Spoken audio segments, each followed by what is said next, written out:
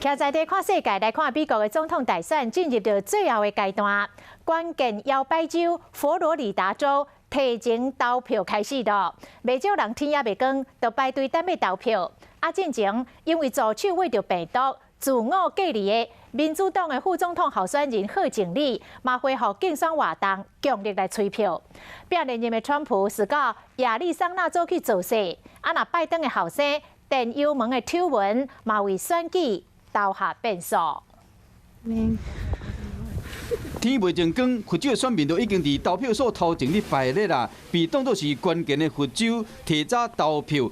全美国已经有超过2800万人投票，打破过去的纪录，显示讲进入上尾2礼拜时间，选情愈来愈紧张。配合竞选活动的民主党副总统候选人贺锦丽嘛，亲身到佛州催票。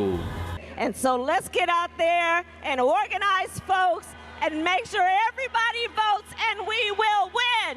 那民主党的主将拜登是留伫在瓦拉各家乡的选票。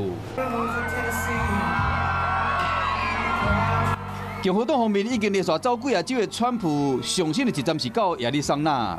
Biden wants to lock it down. He wants to listen to Dr. Fauci. What he said is, no, don't close it to China. I said, I'm sorry, doctor, you're a wonderful man. And he is a nice man. You're a wonderful man. I'm closing it. 川普批评拜登，嘛批评甲意见袂合的防疫专家福奇，当然嘛攻击之前爆发拜登版的电邮门的代志。Yeah, the FBI should be investigating. 纽约邮报连续立定，为拜登第二号生航特电脑内面发现的电子信件，显示伊敢若疏通乌克兰甲中国的自由业者。乌克兰警告议员讲，还有另外一台电脑内面搁较侪乌资料。川普、拜登将伫美东时间22搁辩论。川普的阵营是写票主办单位，要求将题目改为中华外交政策部分，被解读是川普可能会拍中国牌。主办单位将会用卖具消音的做法，避免讲两人伫台顶骂来骂去。